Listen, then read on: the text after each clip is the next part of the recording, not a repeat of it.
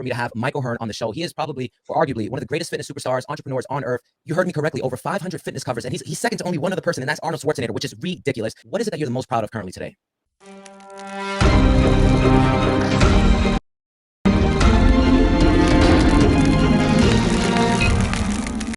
Bam.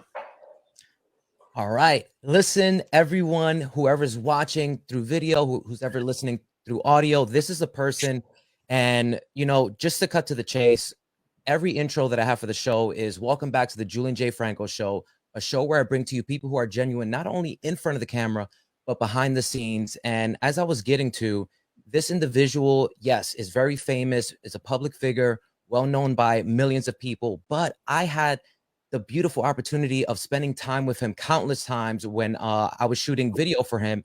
And one thing that everybody has always said about him is that he is probably the most humble and down-to-earth person you'd ever meet. So I wanted to get that out the way before I get to his intro, because once I let you know what he's about, what he's accomplished, and what he's still doing, you're going to go, oh, this guy's untouchable. He must think that he, you know, his head must be in the clouds, but it's definitely not. And that's why it is such a pleasure for me to have Mike O'Hearn on the show. He is probably, or arguably, one of the greatest fitness superstars, entrepreneurs on earth.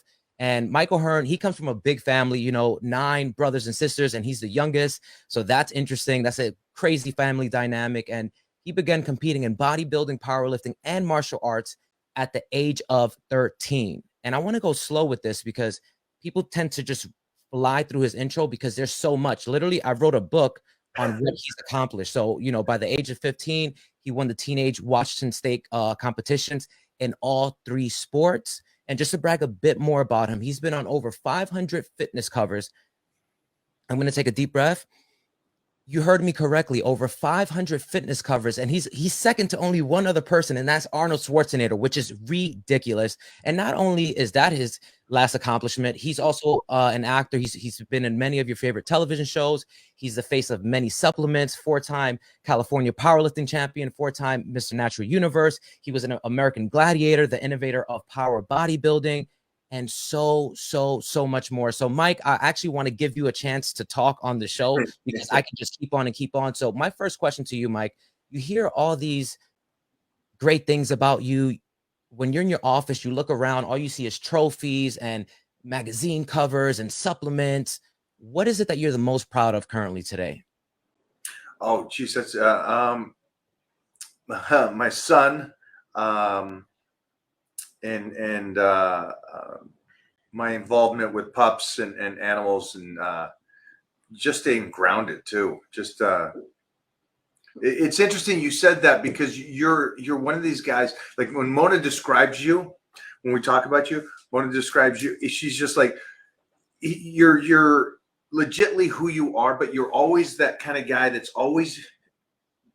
I can't tell if something's bad in your life, because you always look on the right side of things, and you're always like, I'm good and happy. And so that's just something from us to you, that we just think that you're a joy to be around. And so your energy is it brings people up. So I really appreciate that, Mike. My son, I'm proud that I did something like this, became a father. I was not the guy to be a father when I was younger. You know, I thought, no, I'm good with that. And I'm so glad I made that path. And I can only imagine why you said that I'm good with being a father, because you're the type of individual, and I want to get into this. Anybody who knows about you and who deeply studies you, they understand that you have one of the, if not, like and again, I sound like I'm trying to flatter you, but it's really not the case, because the proof is in the pudding at this point. But your mindset is so incredible, and nobody gets to where you've been and stays where you've been for as long as you've been and continue to do without having the mindset to do it, because this doesn't happen by mistake.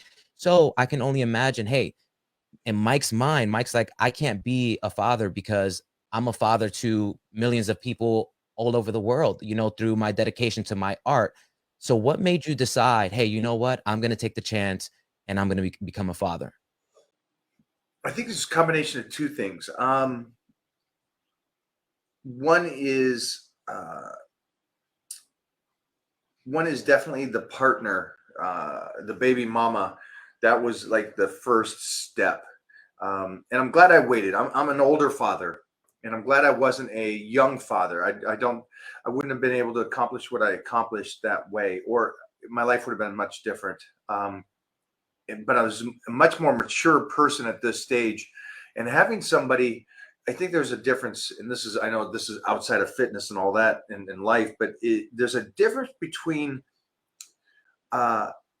having a child with a partner that can handle and make it another level, another step up.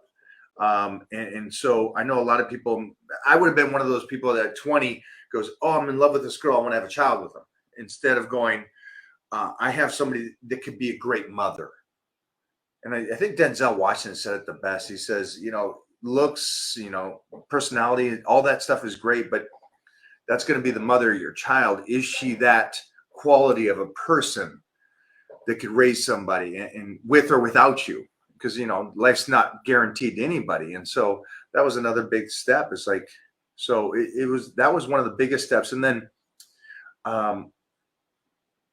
yeah, that was the really thing that said, okay, I can do this with this person, relative to me just kind of, I want to have a child to have a child. That wasn't my take. And I also understand this for a lot of people going, well, no, life's about having a kid. Okay, but I came from 10. There was 10 kids in our family. And so my upbringing was different than most. And so it wasn't something that I was focused on relative as a young kid. I was more focused on career and traveling the world and doing what I was doing and stuff. And then it got to a point to where I met this lady later in my life, and I said, done deal. And then doing it, I can't express now that I'm on that side of the fence and I know what it's like to be a father. Now I understand the incredible feeling it is.